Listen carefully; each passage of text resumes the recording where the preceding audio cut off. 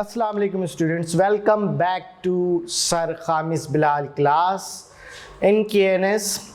Let's start class number 2 of the process costing. In the previous class what we have learned so far, अब तक हमने कुछ jargons पढ़ लिए थे. जार्गन्स में मैं थोड़ा सा रिवीजन करता हूँ कि हमने जार्गन्स में क्या क्या पढ़ा था. जार्गन्स में हमने यहाँ पर लिख देता हूँ कल की जो रिवीजन थी हमारी, कि हमने क्या लास्ट क्लास में हमने क्या पढ़ा था, ताकि आपको एक क्विक रिवीजन मिल जाए कि लास्ट क्लास की क्या कनेक्टिविटी थी. हमने इनपुट यूनिट्स पढ़े क्या होते हैं, हमने फिर पढ़ा नॉर्मल लॉस यूनिट्स क्या होते हैं, फिर बेटा हमने पढ़ा एक्चुअल आउटपुट क्या होते हैं, फिर हमने पढ़ा एक्सपेक्टेड आउटपुट क्या होते हैं,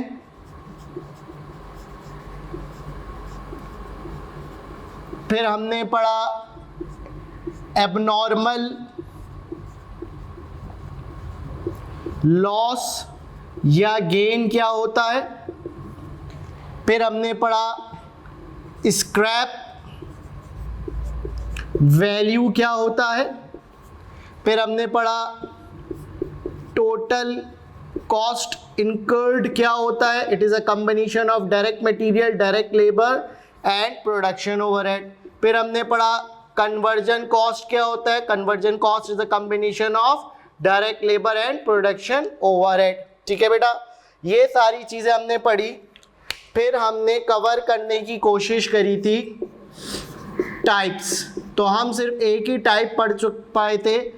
टाइप 1 नहीं पढ़ी थी, टाइप 2 पढ़ी थी और टाइप 3 भी नहीं पढ़ी थी. तो आज इन सबको हम कवर करेंगे. ये ऑलरेडी हो चुका है. आज की क्लास का मोटिव है कि टाइप 1 और टाइप 3 को हम लोग कवर करें.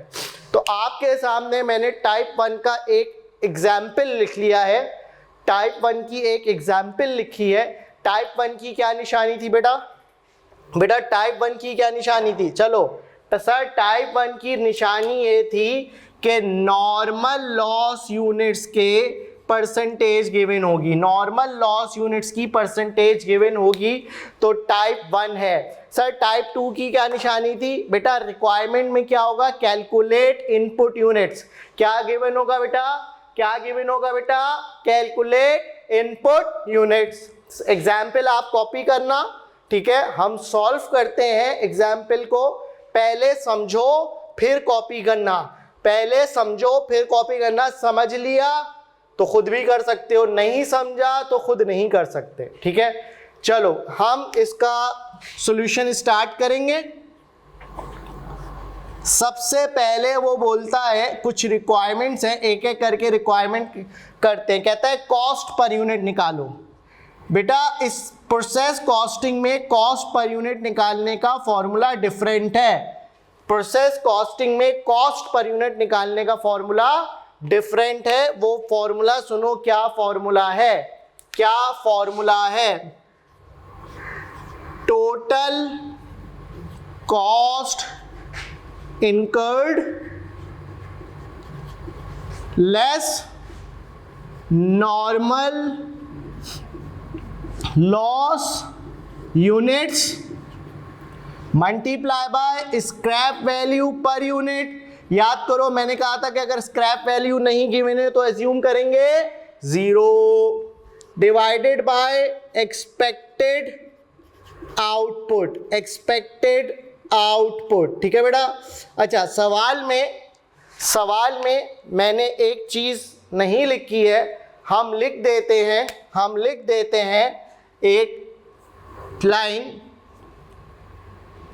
Total cost incurred let suppose 1,05,000 pound. ठीक है, ये गिवन होगी सवाल में. अच्छा, टोटल करके भी गिवन हो सकती है, ऐसे भी गिवन हो सकती है. Direct material 50,000, direct labour 50,000, production overhead 5000, तो टोटल 1,05,000 बन सकता है इस तरीके, मतलब खुद भी आप कैलकुलेट कर सकते हो और इस तरीके से भी वो एग्जामिनर दे सकता है। तो बेटा फॉर्मूले के लिहाज से अगर मैं चलूं तो सबसे पहले मेरे पास कॉस्ट इनकर्ड कितना है बेटा, मेरे पास बेटा कितना है कॉस्ट इनकर्ड, मेरे पास है कॉस्ट इनकर्ड 1,05,000, यस और नो बेटा 1,05,000 है, 1,05,000 आ गया, क्लियर।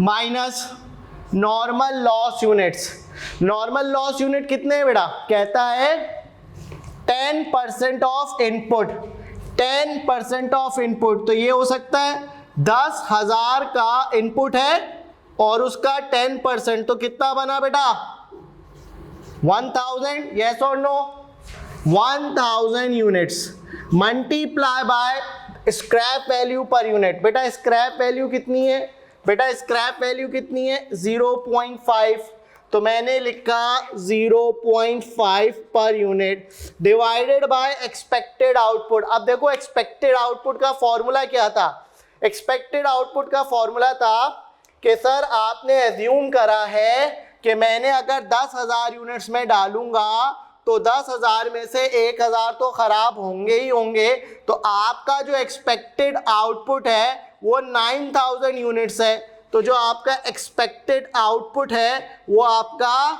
9,000 यूनिट्स है, यस और नो, ठीक है बेटा।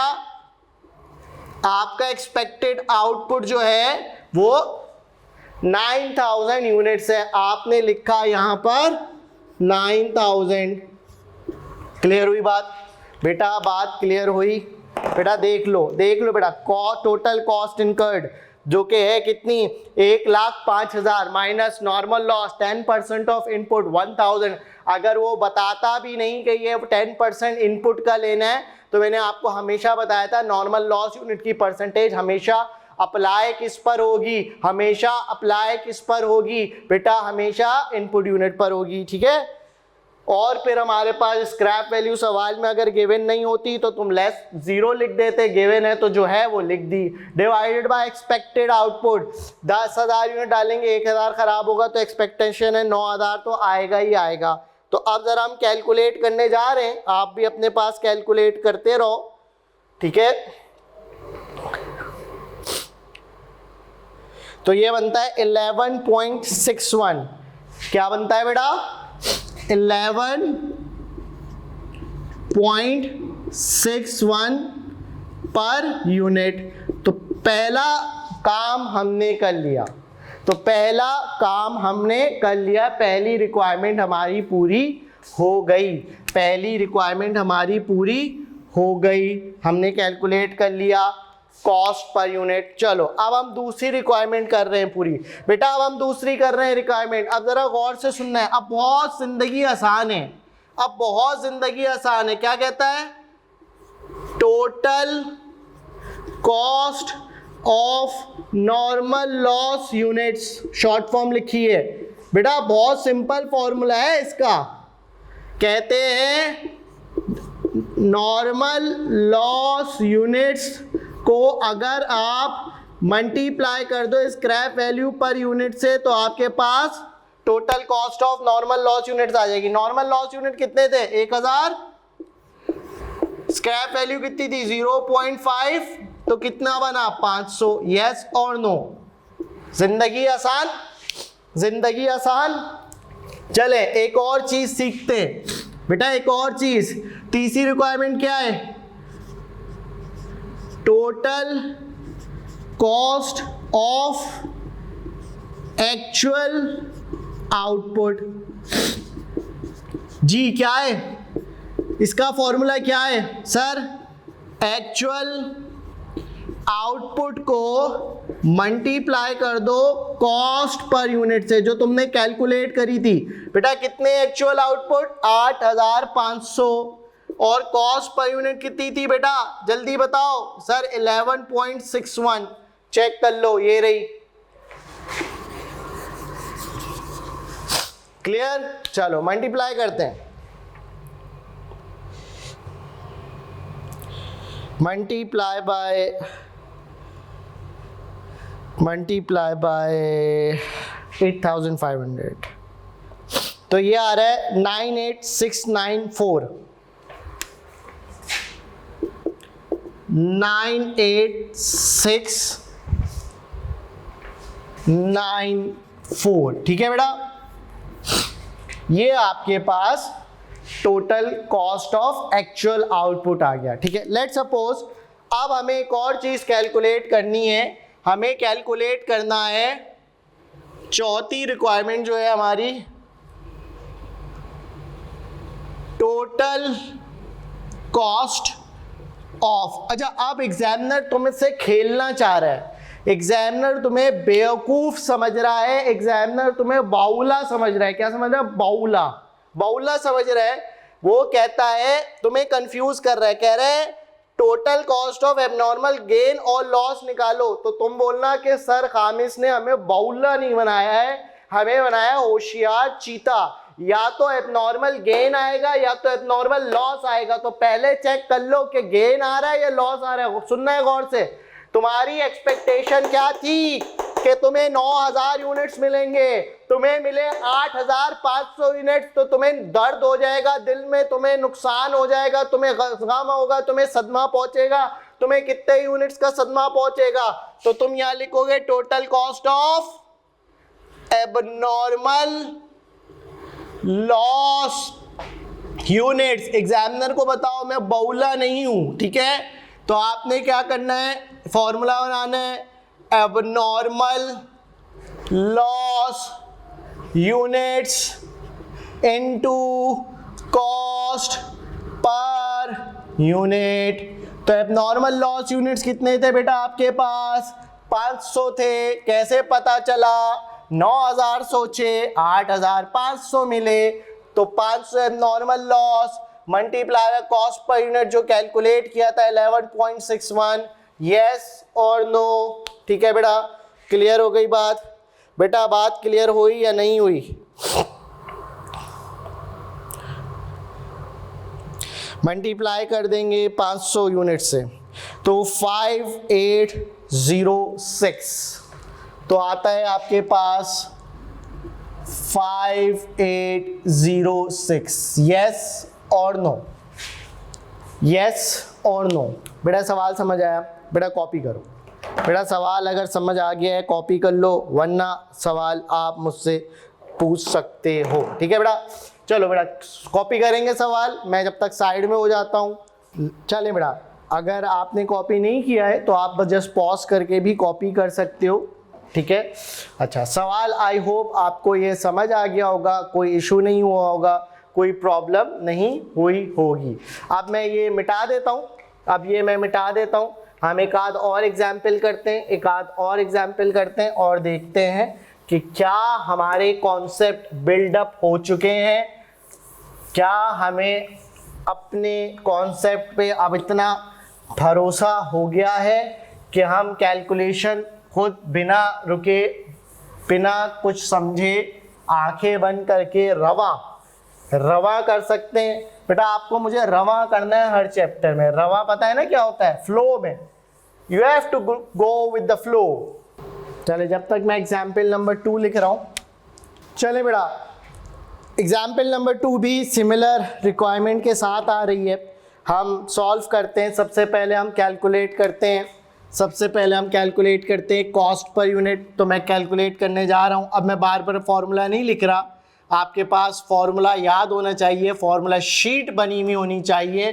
तो कॉस्ट पर यूनिट क्या है? Total cost incurred. सर यहाँ तो सवाल में गिवन ही नहीं है, इन तीनों को ऐड अप कर दो, इन तीनों को ऐड अप कर दो तो तुम्हारे पास टोटल कॉस्ट इनकर्ड आ जाएगा। इन तीनों को ऐड अप कर दो तो तुम्हारे पास टोटल कॉस्ट इनकर्ड आ जाएगा 45,000 plus 10,000, 55,000 plus 5,000, you will have a 60,000, you will have a 60,000, ठीक है बेटा। नॉर्मल लॉस यूनिट्स 15,000 का 5%, 15,000 का 5%, ठीक है। 15,000 का अगर मैं 5% लेता हूं तो क्या बनता है? Let's check. 750। तो मेरे पास नॉर्मल लॉस यूनिट्स में अपनी जहन के नहीं रख रहा हूं, यहाँ पे 750 यूनिट्स। तो मेरी एक्सपेक्टेशन क्या होगी? बेटा मेरी एक्सपेक्टेशन क्या होगी, मेरी एक्सपेक्टेशन होगी सर जी कि मुझे 14,250 यूनिट्स मिलेंगे, 14,250 यूनिट्स मिलेंगे, ठीक है, ये मेरी एक्सपेक्टेशन है, ये मेरी एक्सपेक्टेशन है, सही है बेटा।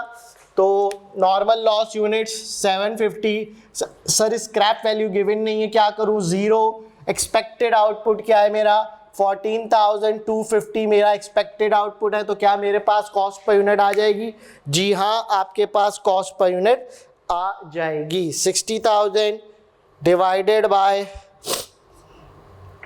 इट्स 4.21, इट्स 4.21 पर यूनिट, ये आ गया आपका पहला आंसर। दूसरा नॉर्मल लॉस यूनिट्स की कॉस्ट, नॉर्मल लॉस यूनिट्स की कॉस्ट, तो आपने क्या करना है, नॉर्मल लॉस यूनिट कितने थे 750 मल्टीप्लाई बाय स्क्रैप वैल्यू 0। याद रखना वाहिद नॉर्मल लॉस यूनिट्स ऐसे होते हैं जो स्क्रैप वैल्यू से मल्टीप्लाई होते हैं। बाकी जब भी किसी की भी कॉस्ट निकालो, चाहे एक्चुअल आउटपुट की निकालो, चाहे एबनॉर्मल गेन यूनिट्स की निकालो या एबनॉर्मल लॉस यूनिट्स की निकालो, उसको मल्टीप्लाई करना है कॉस्ट पर यूनिट से, ठीक है। तीसरी चीज एक्चुअल आउटपुट कॉस्ट, कितने थे एक्चुअल आउटपुट 14,250 मल्टीप्लाई बाय 4.21, ठीक है। अभी बताया ना मल्टीप्लाई किससे करेंगे, कॉस्ट पर यूनिट से, multiply by okay it's 60,000। Are you getting my point sir. चौथा, एग्जामिनर ने आपकी फिरकी ले ली, एग्जामिनर ने आपकी फिरकी ले ली, कैसे, उसने बोला कैलकुलेट एबनॉर्मल गेन यूनिट्स, आप बोलो ना खुशी हो रही है ना गमी हो रही है, क्यों नहीं हो रही, जितना सोचा उतना मिला, सोचा था 14,250 यूनिट्स, ठीक है, और मिला भी 14,250 यूनिट, तो मैं total cost of abnormal gain नहीं निकाल सकता, तो शायद ऑप्शन में लिखा हुआ होगा नन ऑफ द अबव, ठीक है, सही है, तो वो आप ऑप्ट कर सकते हो, ठीक है बेटा। अच्छा चलो एक और एग्जाम्पल करते हैं, बट वो आप करोगे, आप सॉल्व करोगे, मैं उसकी सिर्फ आखिरी रिक्वायरमेंट करूंगा, ठीक है बेटा। चलो मैं आप पहले कॉपी कर लो, सुकून से कॉपी कर लो, then we will go for the third example. चले बेटा मैं अब एग्जाम्पल नंबर 3 कर रहा हूँ, जो कि मैं कमेंट्री के साथ आपको नहीं समझाऊंगा, जो कि मैं आपको कमेंट्री के साथ नहीं समझाऊंगा, आपको सिर्फ मैं आप करता रहूँगा, आप भी सॉल्व करना, आपका भाई भी सॉल्व करेगा, फिर मैच करा लेंगे आंसर कि मेरा आंसर आपके आंसर से मैच कर रहा है या नहीं कर रहा, नहीं कर रहा होगा तो देख लेना, कर रहा होगा तो बहुत अच्छी बात है। इसमें एक और चीज़ ऐड करते हैं, इसमें एक चीज़ ऐड करते हैं, एक नई requirement, prepare ledger of process cost, ledger कहते हैं टी अकाउंट को, ठीक है बेटा। तो अब हम एग्जाम्पल नंबर 3 कर रहे हैं, टाइप 1 की।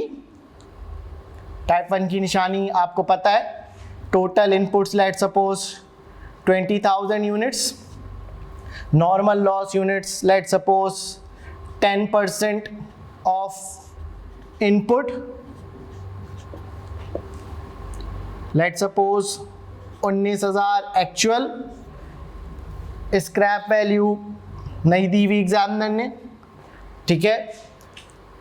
अच्छा डायरेक्ट मटेरियल अब ज़रा डिफरेंट तरीके से दे रहा है, वो गौर से सुनना है, कहता है चलो इसको भी थोड़ा सा ट्रिकी बनाते हैं, ताकि अगर एग्ज़ाम में कोई भी मसले मसाइल आ रहे हो तो हमें पता हो कि उसको किस तरीके से सॉल्व करना है। गौर से सुनना, वो कहता है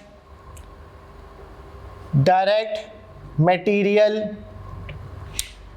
20,000 units $5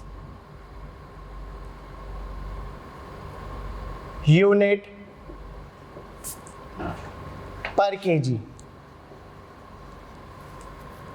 ठीक है, 1 यूनिट पर कितना केजी लग रहा है? 5 केजी का लग रहा है। ठीक है, इसी तरीके से वो बोलता है direct labour 20,000 units 4 our $4 per unit. ठीक है, वो कहता है production overhead 20,000 units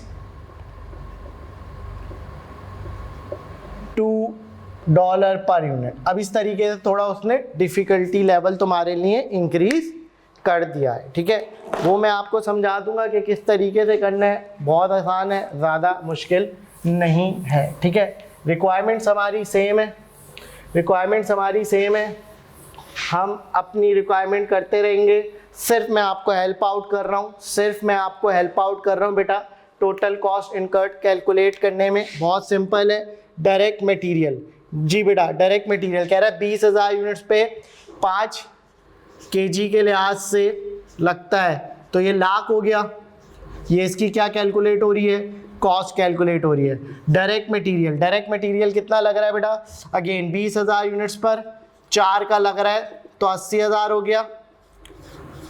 production overhead, ठीक है बेटा, 20,000 यूनिट्स पर 2 का लग रहा है तो ये हो गया आपके पास 40,000 हो गया। तो आपके पास ये 2,20,000 टोटल कॉस्ट इनकर्ड हो गई। बच्चों वाला गेम था जो कि आप भी कर सकते थे, बट पहली बार आ रहा था तो आपके भाई ने करा दिया। ठीक है, अब नहीं कराऊंगा, अब नहीं कराऊंगा, आप खुद करना, आप सब चीज़ें खुद करोगे तुम। ठीक है, अब मैं बिना कमेंट्री के सॉल्व कर रहा हूँ, तुम भी सॉल्व करो। आओ मैच करते हैं हम आपस की स्पीड, कौन पहले करता है, कौन पहले करता है। उस्ताद के लिए फ़ख्र की बात क्या होती है कि उसका स्टूडेंट आगे निकले, ना कि उस्ताद आगे निकले।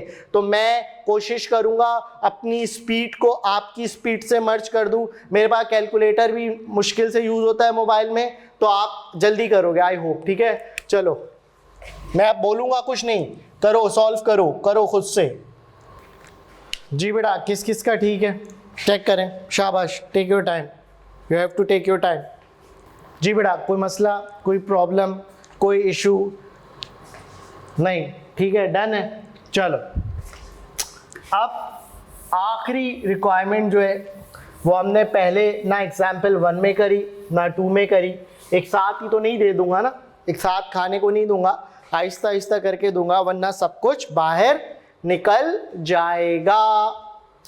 तो चलो बेटा टी अकाउंट बना रहे, लेजर भी कहते हैं, टी अकाउंट भी कहते हैं। ठीक है, किसका बना रहे हो? प्रोसेस कॉस्ट का बना रहे हो। अच्छा गौर से सुनना, बहुत सिंपल सा है, बहुत सिंपल सा है। हमेशा याद रखना इनपुट यूनिट मतलब total cost incurred, total cost incurred. ठीक है, अच्छा तुम्हारी मर्जी है, तुम यहाँ यूनिट्स बना लो, एक कॉलम बना लो कॉस्ट का। ठीक है, ऐसे भी कर सकते हो। ठीक है, अब आप क्या करो, टोटल कॉस्ट इनकर्ड नहीं लिखो, आप यूं भी लिख सकते हो, आपकी मर्जी है। इनपुट, ठीक है, इनपुट कितने यूनिट्स इनपुट करे?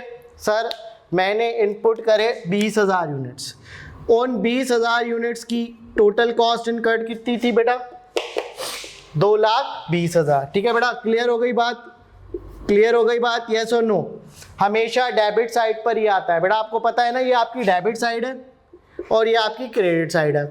इनपुट यूनिट्स और उसकी कॉस्ट, इनपुट यूनिट्स और उसकी कॉस्ट हमेशा हमेशा हमेशा डेबिट साइड पर घुसेगी जाकर, डेबिट साइड पे जाकर मरेगी। ठीक है, यहाँ पर ही रहेगी, ये कभी इधर उधर नहीं हो सकती, कभी इधर उधर नहीं हो सकती।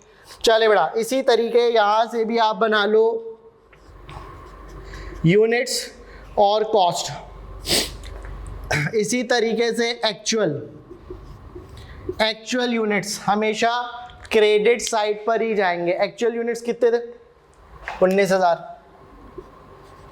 उनकी कॉस्ट कितनी थी? 3 2 2 2 2, ठीक है।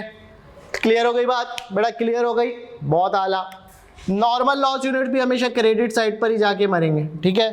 एक्चुअल हो नॉर्मल यहीं जाके घुसेंगे, ठीक है। कितने थे नॉर्मल लॉस? 200।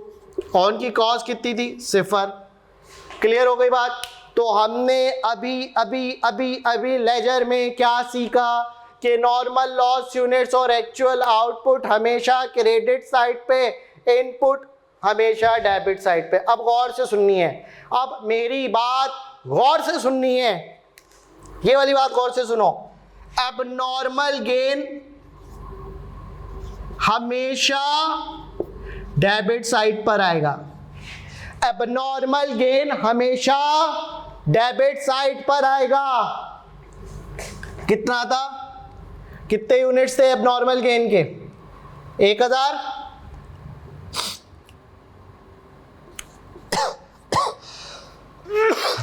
क्या कॉस्ट थी?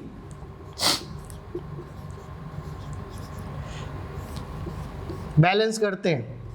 Units 21,000, units 21,000।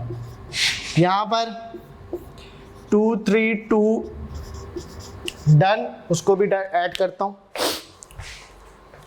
यार एक कैलकुलेटर साइंटिफिक लाना पड़ेगा वरना आप लोग चीते हो जाएंगे।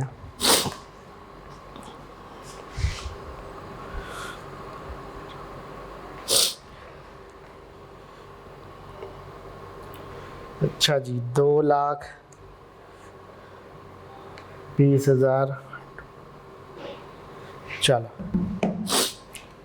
वो ही आ रहा है सेम। टी अकाउंट बैलेंस है आपका, टी अकाउंट बैलेंस है आपका, चेक कर लो बैलेंस है। Sir what if abnormal loss होता? जाहिर सी बात है गेन अगर उधर आ रहा है तो लॉस अपोजिट साइड पर आएगा ना। बहुत अंडरस्टूड बात है, इसमें पूछने की क्या बात थी, ठीक है।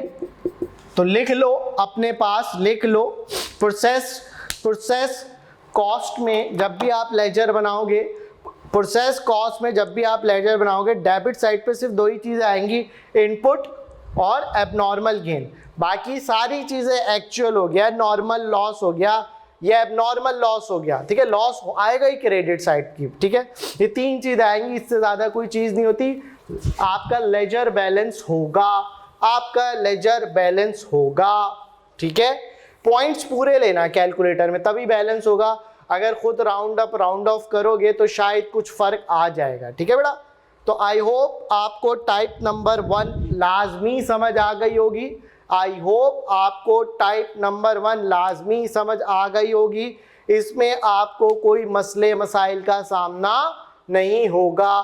कॉपी कर लो। इसके बाद हम स्टार्ट करते हैं अपनी एक टाइप 3, आखिरी टाइप है बेटा, आखिरी टाइप है टाइप 3। वो हम कवर करेंगे, ख़त्म करेंगे और इस चैप्टर को हमेशा के लिए दफना देंगे किट के बाद, किट के बाद। चलो कॉपी करेंगे, शाबाश बेटा, जल्दी हरी अप। चले बेटा अब मैं टाइप 3 की तरफ चलता हूँ। टाइप 3 में आपको स्टेप बाय स्टेप चलना होगा। अच्छा, एग्जामिनर इतना बड़ा सवाल नहीं पूछेगा, कोई भी एक चीज़ इसमें से पूछ लेगा। Let suppose cost per unit calculate कर लो, ठीक है।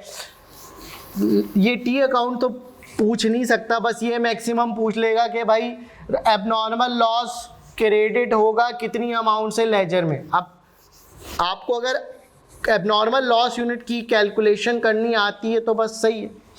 ये ट्रू फॉल्स आ जाएंगे कि एबनॉर्मल लॉस प्रोसेस कॉस्ट के लेजर में क्रेडिट साइड पे आता है, ट्रू और फॉल्स? True, very true. जब हम किट करेंगे तो आपको अंदाज़ा हो जाएगा कि you are able to solve the kit without my help, and that's my aim कि मैं अपने बच्चे को सवाल सॉल्व करने की मशीन ना बनाऊं। देखो मार्केट में बहुत सारे टीचर मिलेंगे जो आपको 500-1000 सवालों की प्रैक्टिस करा देंगे, मगर गधा नहीं बनाना, सही है। वो खुद भी गधे और बच्चों को भी गधा बना देते हैं। सवाल जितना भी ट्रिकी हो सही है, होम ग्राउंड में तो सभी खेल लेते हैं, ग्राउंड जब चेंज होता है ना तो फिर पता चलता है कौन असली प्लेयर है। तो प्लेयर वही अच्छा होता है जो कि सवाल को समझे। अगर सवाल को ट्विस्ट भी कर दूं ना, ट्विस्ट, तब भी तुम्हें आना चाहिए। या मैं 1000 सवाल करा दूं प्रोसेस कॉस्टिंग में, रट्टे लगा लो, जरा सा किसी ने इंटरव्यू में पूछा हाँ भाई क्या सीन है, आपने बोला सर सीन तो ये कि 1000 सवाल किए थे, बट कॉन्सेप्ट और logically I am not able to give you the answer, क्योंकि उन हजरात ने कभी नौकरी करी नहीं ना, और बातें सिर्फ करते हैं कि नौकरी मिलती कैसे है, पहले खुद तो कर लो। सही है, तो बेटा आपको जो चीज़ बताई जा रही है ना वो बिल्कुल एक्सपीरियंस के साथ बताई जा रही है, ठीक है, और प्रैक्टिकल लाइफ में क्या होता है वो भी बताया जा रहा है, ठीक है। चले अब चलते हैं हम लोग अपने टाइप 3 की तरफ। जी, टाइप 3 की निशानी क्या थी, परसेंटेज ऑफ कंप्लीशन गिवन होगी। तो मैं एग्जाम्पल लिख रहा हूँ, आप भी कॉपी करते रहो, जब मैं लिख लूँगा तो आप भी लिख चुके होगे आई बिलीव, फिर हम लोग उसको सॉल्व करेंगे, ठीक है। कॉपी करें बेटा, शाबाश, टेक योर टाइम, कॉपी करें, फिर हम सॉल्व करेंगे। Okay, now starts to solve it. कहता है मिस्टर ए इनपुट 15,000 यूनिट्स, कितने यूनिट्स इनपुट करें, 15,000 यूनिट्स इनपुट कर दिए। कहता है and only 12,000 units were completed, सिर्फ कितने कंप्लीट है, 12,000 कंप्लीट है, और जो कि ट्रांसफर हो गए हैं फिनिश गुड्स में, गोदाउन में जा चुके हैं, ready to dispatch to shop है, ठीक है, डिस्पैच करने के लिए रेडी है, कंप्लीट है, हर एतवार से कंप्लीट है, ठीक है। The ending work in process, कह रहे जो एंड में यूनिट्स रह गए वो भी कुछ परसेंट कंप्लीट है, ठीक है। देखो मैंने क्या निशानी बताई थी, आगे पढ़ते हैं। The ending work in process is 80% complete with respect of material, इसको कहते हैं परसेंटेज ऑफ कंप्लीशन। देखो यही तो निशानी थी, परसेंटेज ऑफ कंप्लीशन के कितना परसेंट एंडिंग कंप्लीट है, ठीक है, 80% कंप्लीट है मटेरियल के लिहाज से, ठीक है। अब मुझे सबसे पहला सवाल का जवाब दो कि कितने यूनिट्स एंड में पड़े हुए हैं, कितने यूनिट्स एंड में पड़े हुए हैं। सर 15,000 मशीन में डाले थे, 12,000 100% कंप्लीट है, 3,000 अभी भी मशीन में दिख रहा है मुझे, पक रहा है, टक टक टक टक टक टक टक, पक रहा है पक रहा है पक रहा है पक रहा है, और इतना पका इतना पका इतना पका कि उस पर 80% मटेरियल लग चुका है, and 60% complete with respect of conversion cost, और कन्वर्जन कॉस्ट के लिहाज से वो 60% कंप्लीट है, 60% कंप्लीट है। The direct material is 80,000 wise conversion cost is 40,000। चलो पहला सवाल, find equivalent production unit, product unit नहीं है, प्रोडक्शन यूनिट है, ठीक है। Find equivalent production unit. अच्छा, इक्विवेलेंट की स्पेलिंग खुद देख लेना, मैं आपके अंग्रेजी का टीचर नहीं हूं, ना मैं अंग्रेजी का टीचर बनना चाहता हूं। प्रोफेशनल लाइफ में आप स्पेलिंग्स की कोई कदर नहीं है, प्रोफेशनल लाइफ में अब इन सारी चीजों की कदर नहीं है। जब से वर्ड आया है राइट क्लिक करना, स्पेलिंग खुद ठीक करेगा। नहीं आता लिखना सर मुझे, चैट जीपीटी होगा आपके पास कंप्यूटर में, आपका एम्प्लॉयर खुद आपको सब्सक्राइब करके देगा, क्योंकि you can not right better than AI, ठीक है। तो ये चीजों पे आप फोकस छोड़ दो। फाइंड इक्विवेलेंट प्रोडक्शन यूनिट, अब ये पहली रिक्वायरमेंट कर रहे हैं, please be focus B focus B focus, इसको टेबल कहते हैं बनाना, टेबल बना रहे हैं, ठीक है। हम पहले 2 बड़े कॉलम बनाते हैं, एक कॉलम 2 कॉलम, ठीक है बेटा, तीसरा कॉलम ऑटोमेटिकली बन गया, इसको नाम दे दो पर्टिकुलर्स। पहली रिक्वायरमेंट कर रहे हैं, ठीक है बेटा, ईपीयू टेबल बना रहे हैं, EPU table, equivalent production unit table, ठीक है बेटा। अच्छा, पर्टिकुलर्स यहाँ लिखोगे आप डायरेक्ट मटेरियल, आप यहाँ लिखोगे कन्वर्जन कॉस्ट, ठीक है बेटा। शॉर्ट फॉर्म भी लिख सकते हो, उसकी वजह ये है क्योंकि ये एमसीक्यू है। सबसे पहले तो तुम लिखते हो यहाँ पर फॉर्मेट में कंप्लीटेड यूनिट्स। अच्छा, चाहे तुम कंप्लीटेड यूनिट्स कह लो, या एक और नाम भी लिख सकते हो, फिनिश गुड्स भी कह सकते हो, ठीक है बेटा, या एक और नाम लिख सकते हो एक्चुअल आउटपुट। ठीक है, ये नाम है, आपको जो दिल चाहे लिखो। मैं ज़्यादातर या तो कंप्लीटेड यूनिट्स लिखता हूँ या तो फिनिश गुड्स लिखता हूँ। बेटा कंप्लीट कितने यूनिट्स हैं जो हर लिहाज से कंप्लीट है, लिखा हुआ है ना 12,000, तो तुमने यहाँ लिखना है कितना लिखना है बेटा, 12,000 यूनिट्स। 12,000 यूनिट सर ऐसे हैं जो कि हर लिहाज से कंप्लीट है, उसमें मटेरियल भी 100% लग चुका है और कन्वर्जन कॉस्ट भी 100% लग चुकी है। फिर बेटा तुम एक अदद हेडिंग डालना, बेटा तुम एक अदद हेडिंग डालना, हेडिंग का नाम होगा एंडिंग WIP। क्या कर रहे हो, ending WIP units, ending WIP units. ठीक है, ये आपने एक हेडिंग डाल दी। ठीक है बेटा, अब मैं जैसे कह रहा हूं वैसे ही लिखेंगे। ठीक है बेटा, डायरेक्ट मटेरियल। अच्छा, एंडिंग यूनिट्स कितने थे जो बच गए थे, जो तुम्हें यहाँ मशीन में दिख रहे थे, घड़ा घड़ा घड़ा घड़ा आवाज आ रही, घड़ा घड़ा घड़ा घड़ा घड़ा, अभी भी दिख रहे हैं घड़ा घड़ा घड़ा घड़ा। सर 15 डाले थे, 12 निकाल लिए, 3 अभी भी बचे हुए, और इन 3,000 पे अभी तक मटेरियल कितना लग चुका है, 80%, तो 2400 लिखा, यस और नो। इसी तरीके से कन्वर्जन कॉस्ट, एंडिंग यूनिट्स कितने थे, 3,000, कितने परसेंट कंप्लीट है, 60%, कितना आ गया, 1800। समझ आई? एंडिंग यूनिट्स को अपनी अपनी रिस्पेक्टिव परसेंटेज से मल्टीप्लाई करो, रिस्पेक्टिव परसेंटेज से मल्टीप्लाई करो। करा ना सर, करके देख लो, सही है। फिर तुम्हें क्या करना है, ऐड करना है। ये कितना हो गया, 13, 14, 14,400, और ये हो गया आपका अल्लाह भला करे 13,800। इसको कहते हो EPU। ये आ गई आपकी पहले की रिक्वायरमेंट का आंसर। आपको बस ये कहना है DMCC। ठीक है, ऑप्शन कौन सा सिलेक्ट करोगे, जिस पे 14,400 आ रहा होगा और 13,800 आ रहा होगा, ये तुम्हारा आंसर बनेगा। किसका, 1 का। समझ आई या नहीं आई, कॉपी करो।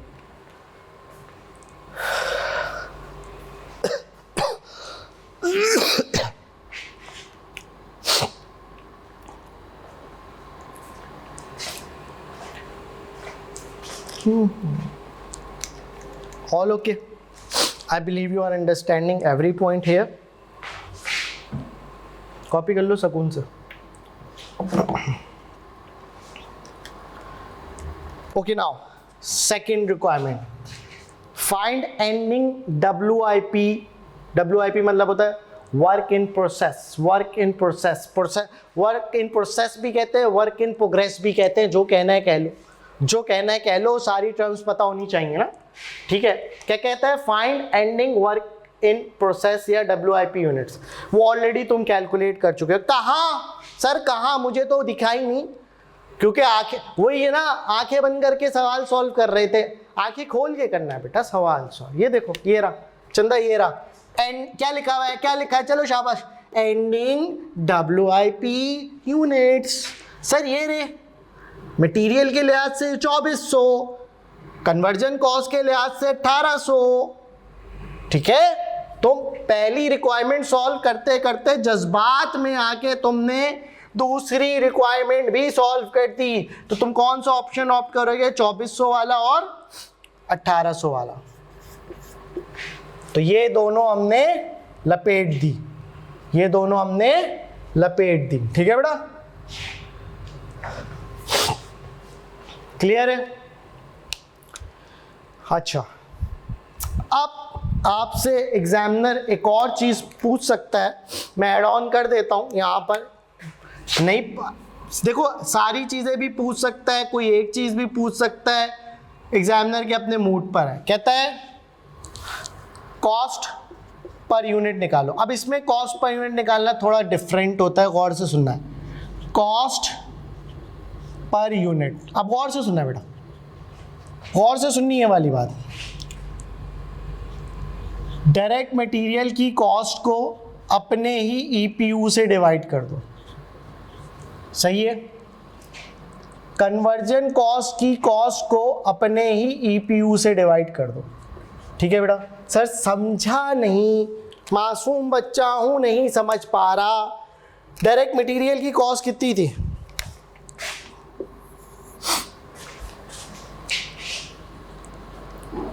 उसका ईपीयू कितना था? कन्वर्जन कॉस्ट कितनी थी? उसको अपने ही ईपीयू से डिवाइड कर दो।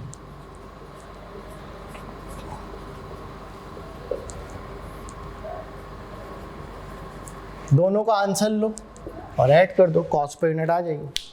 दोनों के आंसर लो, कॉस्ट पर यूनिट लो, आ जाएगी, ऐड करो, आ जाएगी। शाबाश, खुद से करो, मैं भी कर रहा हूँ, आप भी करें, शाबाश, दोनों करेंगे। 80,000 डिवाइडेड बाय 14,400 तो बनता है 5.55। 5.55 सही है। इसी तरीके से आप करो 40,000 डिवाइडेड बाय 13,800 बनता है 2.89। 2.89 दोनों को जमा कर दो, दोनों को क्या करो, जमा कर दो। चलो करते हैं। 80,000 5.55 तो ये बन रहा है 8.45। 8.45 ये आपके पास आ गई कॉस्ट पर यूनिट, ये आपके पास आ गई कॉस्ट पर यूनिट। ये भी हमने पेल दी। कैसे निकलती cost per unit? Sir direct material की कॉस्ट को अपने ही ईपीयू से डिवाइड कर दें, कन्वर्जन कॉस्ट की कॉस्ट को अपने ही ईपीयू से डिवाइड कर दें, दोनों को आंसर को ऐड कर दें, गेम खत्म, कहानी खत्म। ठीक है बेटा, क्लियर हुई बेटा, बात क्लियर हुई। अच्छा, चौथी रिक्वायरमेंट बेटा, चौथी रिक्वायरमेंट बेटा क्या है? चौथी रिक्वायरमेंट बेटा आपकी चौथी रिक्वायरमेंट ये find cost of completed units. कुछ भी नहीं करना चंदा, कुछ भी नहीं करो, ठीक है। ये आपकी तीसरी रिक्वायरमेंट का आंसर है। अब हम चौथी पे जा रहे हैं, ठीक है। कॉस्ट ऑफ कंप्लीटेड यूनिट्स कह लो, फिनिश गुड्स कह लो, एक्चुअल आउटपुट कह लो, जो दिल चाहे कह लो। कितने थे कंप्लीटेड यूनिट्स? ये रे 12,000 थे या नहीं थे? एक यूनिट की कॉस्ट कितनी बताई थी? 8.45। एक कंप्लीट यूनिट की कॉस्ट, एक कंप्लीट यूनिट की कॉस्ट कितनी है? 8.45। तो ये आ रहा है 1,01,449। 101,449। 101,449। बेटा बात समझ आई? बेटा बात समझ आई या नहीं आई? समझ लो बेटा, बात समझ आई या नहीं आई? सोच लो, सोच लो, सोच लो, सोच लो। कैसे आया? सर कॉस्ट पर यूनिट जो भी निकाला था उसको मल्टीप्लाई कर दिया कंप्लीटेड यूनिट से। कंप्लीटेड यूनिट्स कहाँ लिखे थे? आपके ईपीयू में लिखे थे। ठीक है। अच्छा, अब लास्ट रिक्वायरमेंट सुनो, पांचवी, पर एक और से सुननी है, ये थोड़ी सी मुश्किल है, ये थोड़ी सी मुश्किल है। Cost of ending WIP। कुछ भी नहीं करना, सुनो। डायरेक्ट मटेरियल के एंडिंग कितने थे? ईपीयू वाले 2400 एंडिंग यूनिट्स लेके रहो ना, और उसको अपने ही कॉस्ट पर यूनिट से मल्टीप्लाई कर दो। 5.55। कन्वर्जन कॉस्ट क्या है? ये एंडिंग WIP, तो एंडिंग WIP ये थे ना हमारे पास, ये 1800, और उसको अपने ही कॉस्ट पर यूनिट जो कि 2.89 उससे मल्टीप्लाई कर दो। I hope you are understanding the point. Repeat करते हैं। कॉस्ट ऑफ एंडिंग WIP, जो डायरेक्ट मटेरियल के एंडिंग थे उसको मल्टीप्लाई किया डायरेक्ट मटेरियल के कॉस्ट पर यूनिट से, जो कन्वर्जन कॉस्ट के एंडिंग थे उसको अपने ही कॉस्ट पर यूनिट से मल्टीप्लाई किया।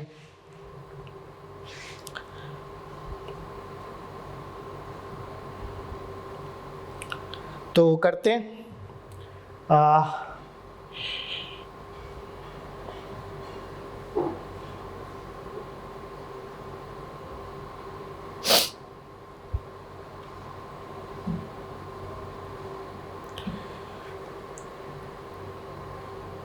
तो ये बन रहा है 13,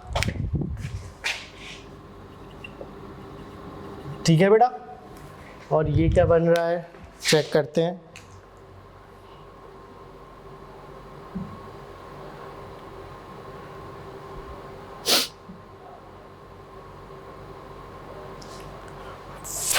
फाइव 5217।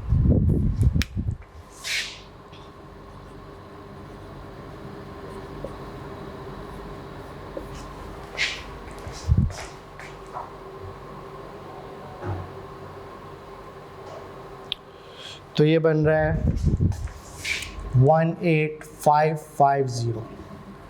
क्लियर हुई बेटा बात? बेटा बात क्लियर हुई? बेटा बात क्लियर हुई या नहीं हुई? बेटा बात क्लियर हुई या नहीं हुई? ये बताओ। एंडिंग यूनिट्स को अपने ही कॉस्ट पर यूनिट से मल्टीप्लाई कर दिया, आपके पास आ गया आंसर, ठीक है। ठीक है बेटा, कोई सवाल? सर क्या इसका भी लेजर बन सकता है? हाँ क्यों नहीं, बनाते हैं ना। हाँ क्यों नहीं, बनाएंगे ना। लो बना रहे हैं। यूनिट्स कॉस्ट कितने थे इनपुट यूनिट्स? सब 15,000 डाले थे, ठीक है। क्या कॉस्ट थी 15,000 यूनिट्स की? सर वो 80 और 40, एक 20 थी। हाँ मानता हूँ मैं। सर यहाँ पर भी लिख लें यूनिट्स। सर वो एक्चुअल आउटपुट कह लो या फिनिश गुड्स कह लो, जो तुम्हें दिल चाहे। सर वो फिनिश तो थे 12,000, ठीक है, फिनिश जो कंप्लीट थे। सर उनकी कॉस्ट क्या थी? ये रही 101449, ठीक है।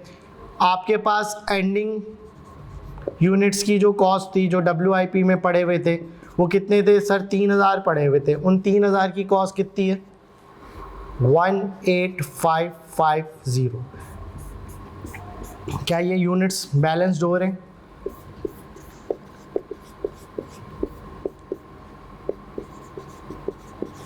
चेक करते हैं ये बैलेंस हो रहा है या नहीं हो रहा। अगर $1-8 का फ़र्क आ रहा होगा, ये थोड़ा बहुत फ़र्क आ रहा होगा, that is due to the points.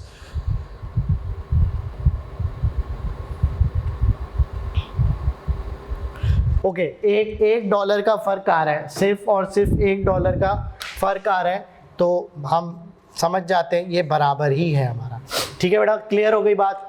बेटा कोई सवाल, कोई मसला, कोई प्रॉब्लम, कोई, ये बार बार देखना, ये सवाल को बार बार देखना, इससे आउट होगा नहीं। एग्जामिनर आपसे EPU मांग सकता है, EPU टेबल आपसे एग्जामिनर ये मांग सकता है, एंडिंग WIP यूनिट्स आपसे एग्जामिनर कॉस्ट पर यूनिट मांग सकता है, आपसे examiner cost of completed units मांग सकता है, या तो कॉस्ट ऑफ एंडिंग WIP मांग सकता है। इससे ज़्यादा एग्जामिनर कुछ और आपसे मांग नहीं सकता, इससे ज़्यादा एग्जामिनर आपसे और कुछ मांग नहीं सकता। अच्छा चले बेटा, मैं अब आपको एक सवाल होमवर्क दे रहा हूँ, आपको वो करना है। बस इस चैप्टर में सिर्फ एक चीज़, एक कॉन्सेप्चुअल चीज़ जो है वो रह गई है, वो हम कर लेंगे, नो वरीज अबाउट इट। चलो बेटा, ये आपके लिए सवाल होमवर्क है, ये आपको सवाल करना है, सही है, ये आपको सवाल करना है और ज़बरदस्त तरीके से आपको ये सवाल करना है, ठीक है बेटा। तो that's the homework from my and. इस चैप्टर में एक छोटी सी और कॉन्सेप्चुअल चीज़ रह गई है, तो जब वो मैं आपको किट करवा रहा हूँगा, तो मैं आपको वो करवा दूंगा। जब मैं आपको वो किट करवा रहा हूँगा तो मैं वो आपको उसी वक्त एक्सप्लेन कर दूंगा कि ये किस तरीके से होगा, ठीक है। कॉन्सेप्चुअली है, मैथ्स टाइप सा एक सवाल है, ठीक है, मैथ्स का एक गेम है, तो वो आप आई होप इजीली समझ जाओगे जब मैं आपको ड्यूरिंग करवा रहा हूँ, ठीक है बेटा। आप कॉपी आपने आई होप कर ही लिया होगा, सही है, वही रिक्वायरमेंट्स है, रिक्वायरमेंट्स आर सेम। अच्छा, बस उस चीज़ को एक्सप्लेन करना चाहता हूँ, तो उसके लिए मैं एक स्टेटमेंट लिखवा रहा हूँ अपने पास लिख लो, जब मैं आपको किट करवा रहा हूँ वो स्टेटमेंट मैं लिखवा रहा हूँ, 2 स्टेटमेंट्स हैं। जब मैं किट करवा रहा हूँ जो चीज़ रह गई है वो स्टेटमेंट के थ्रू सॉल्व हो जाएगी, ठीक है। अब वो स्टेटमेंट लिखो बेटा, ये एक्सप्लेन करूंगा statement, but when we will going for solving the kit तो आपको टाइम नहीं लगेगा उसको सॉल्व करने में, ठीक है। ये पहली स्टेटमेंट है। स्टेटमेंट क्या है? एग्जामिनर आपसे सिंपल पूछेगा कि अगर percentage of completion over stated थी, ओवर स्टेटेड मतलब क्या है, 80% नहीं थी, 60% थी, या 60% नहीं थी, 40% थी, मतलब ज़्यादा लिख दी थी, और अगर वो तुम ठीक करोगे, इफ इट इज करेक्टेड, और अगर वो करेक्ट करोगे, ओवर स्टेट को अगर करेक्ट करोगे तो इन सब पर क्या इफेक्ट आएगा, ये पूछ सकता है। सबसे पहला इफेक्ट ईपीयू, ईपीयू पे क्या आएगा, जब परसेंटेज, गौर से सुनना, अगर 80 थी वो 60 पे चली जाएगी तो क्या ईपीयू डिक्रीज होगा, यस और नो? क्या ईपीयू डिक्रीज होगा, यस और नो? क्योंकि जब मैं ईपीयू टेबल बनाता हूँ, अभी बनाया था, जब मैं 3000 को 80 से मल्टीप्लाई कर रहा था, जब मैं 3000 को 80 से मल्टीप्लाई कर रहा था तो 2400 आ रहा था। जब मैं 3000 को कम परसेंटेज से मल्टीप्लाई करूंगा तो 2400 से कम आंसर आएगा, तो टोटल ऑटोमेटिकली कम होगा या नहीं होगा, यस और नो? यस। क्या ending WIP, ending EPU WIP पर क्या इंपैक्ट आएगा, क्या वो भी डिक्रीज होगा? जी सर, वो भी डिक्रीज होगा। क्यों नहीं डिक्रीज होगा? क्योंकि वो 3000 को जब 80 से करा तो 2400 आया, जब 3000 को कम परसेंटेज से करूंगा तो सर वो भी तो कम होगा, ठीक है। वो पूछ सकता है कॉस्ट पर यूनिट पर क्या फर्क आएगा, वो इंक्रीज होगा, वो इंक्रीज होगा। कैसे? एग्जाम्पल लेते हैं ना, एग्जाम्पल बेटा गौर से सुनिए। एग्जाम्पल 1 लाख था और यहाँ 10,000 था, ठीक है, तो कॉस्ट पर यूनिट कितना आना चाहिए सूलन? 10। सर ये ना ओवर स्टेट हुआ था, जब ये कम होगा, लेट सपोज एग्जाम्पल लेते हैं 5000 हो गया तो कितना हो जाएगा? 5। बढ़ेगा कम होगा? बढ़ जाएगा ना, सही है, बढ़ जाएगा। कितने से? 100 को किससे डिवाइड कर रहे हो? 5 से कर रहे हो, ठीक है। जब हमने गौर से सुनना, जब हमने 1 लाख को डिवाइड किया, 1 लाख को डिवाइड किया हमने 10,000 से तो 10 आया। जब 1 लाख को हम डिवाइड करेंगे 5 से तो कितना आ जाएगा? 20 आएगा, तो इंक्रीज हुआ, ठीक है। तो तुम्हें ये याद रखनी है बात, ताकि तुम वहां एग्जाम में ये चीजें करने नहीं बैठो। Decrease decrease increase. अच्छा आप खुद सोचना, total cost of finish goods, इस पर क्या इम्पैक्ट आएगा? वो भी इंक्रीज होगी ना सर, बहुत ऑब्वियस सी बात है, वो इंक्रीज होगी, क्योंकि कॉस्ट पर यूनिट इंक्रीज हो रहा है। कॉस्ट पर यूनिट 10 से 20 हो रहा है, तो जब 20 से मल्टीप्लाई होगा तो वो इंक्रीज होगी। आखिरी चीज, कॉस्ट ऑफ एंडिंग WIP, वो डिक्रीज होगी। क्यों? क्योंकि यूनिट्स डिक्रीज होंगे तो वो भी डिक्रीज होगी। ये तुम्हें याद रखना है, तुम्हें ये याद रखना है। EPU, ending EPU, cost of ending WIP, ये 3 डिक्रीज होंगी, बाकी ये इंक्रीज होगी, ठीक है। स्टेटमेंट कॉपी करो। एक और स्टेटमेंट है जो इसका बिल्कुल ही रिवर्सल इम्पैक्ट है, वो समझते हैं।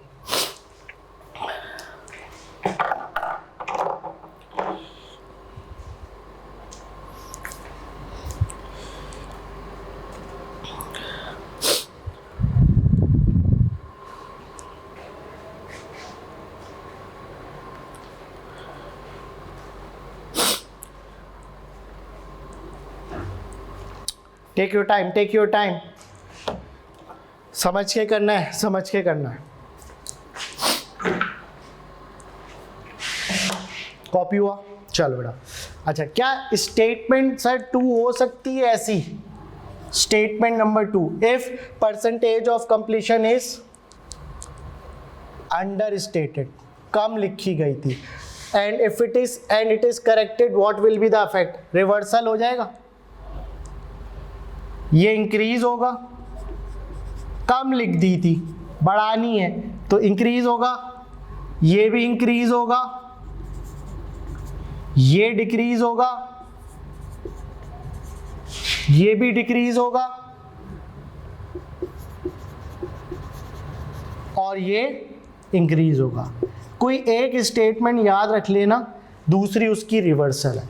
कोई एक स्टेटमेंट याद रख लेना, या तो ओवर स्टेटेड या तो अंडर स्टेटेड, दूसरी उसकी रिवर्सल है, दूसरी उसकी रिवर्सल है। ठीक है बेटा, क्लियर हुई बात? So this is the end of the class, this is the end of the chapter, that is process costing. हमने क्या सीखा? इनपुट क्या होता है, नॉर्मल लॉस यूनिट क्या होता है, एक्चुअल आउटपुट क्या होता है, एक्सपेक्टेड आउटपुट क्या होता है, abnormal gain, abnormal loss, scrap value, total cost incurred, conversion cost. फिर हमने सीखा कि टाइप 1 की निशानी, टाइप 2 की निशानी, टाइप 3 की निशानी। जब तुम टाइप को रिकॉग्नाइज कर लोगे तो सवाल करना आसान हो जाएगा। टाइप 1 की निशानी क्या है? टाइप 1 की निशानी है नॉर्मल लॉस यूनिट की परसेंटेज गिवन होगी। टाइप 2 की निशानी क्या है? टाइप 2 की निशानी ये है कि सर रिक्वायर्ड में लिखा है इनपुट यूनिट्स, फाइंड आउट करो। टाइप 3 की परसेंटेज ऑफ कंप्लीशन, सर हमने उसमें सारी चीज़ें सीखी, लेजर बनाना सीखा, लेजर बैलेंस करना सीखा। फिर हमने क्या सीखा? आखिर में 2 स्टेटमेंट के इफेक्ट सीखे। तो जब हम किट करेंगे तो अब आप रवा हो जाओगे, रवा फ्लो में जाओगे, यूं यूं यूं किट सॉल्व करोगे। ठीक है, 10,000 क्वेश्चन नहीं कराता आपका भाई, एक क्वेश्चन कराता है और कॉन्सेप्ट बनाता है। सही है, 100 सुनार की तो 1 लोहार की। तो लोहार बनना है, सुनार नहीं बनना, ना मिर्चे बनना है। ठीक है, मीठा बनना है, मीठा, मीठा भी नहीं बनो, मीठा नहीं बनो। क्या बनना है? कॉन्सेप्चुअली बनना है आपको। ठीक है, बात ऐसी करो, अल्फाज ऐसे दो कि बंदे को लगे यार इसने 2 लफ्ज बोले, मगर बोले ऐसा है कि बस एंड कर दिया। स्पीच जो बड़ी देता है, इसका मतलब क्या होता है? उसका मतलब ये कि उसको अपनी बात रखनी नहीं आती, इसलिए उसको अल्फाज ज़्यादा इस्तेमाल करने। तो ज़िंदगी का रूल बनाना, हर चैप्टर के बाद एक टिप दूंगा। ठीक है, ज़िंदगी का एक रूल बनाना, कम बात में अपनी बात पहुंचाना, that's the key of the success. क्योंकि managerial level, CEO level, director level, वो आपकी लंबी कहानियां नहीं सुनने बैठे। The time is money for them, you have to explain them in minimum words. मेरे पास बच्चे आते हैं इंटर्नशिप के लिए, जब मैं उनसे कहता हूँ ईमेल ड्राफ्ट करो तो वो लिखते ईमेल, इतनी बड़ी ईमेल लिखते हैं, और मैं उसी वक्त कहता हूँ कि नहीं, आपको नहीं सिखाया गया। I don't have time to read all your stories. ठीक है, मीम्स भी जो होते हैं ना, 2 लाइनों में खत्म हो जाते हैं। समझना ना समझना, जो बंदा सामने बैठा है ना, he is damn qualified, he recognise your wordings, he knows how to read between the lines. तो ये इस चैप्टर के साथ एक टिप थी, प्रोसेस कॉस्टिंग और कम बातों में अपनी बात पूरी करना। So that's the end of the class. Signing off. SK.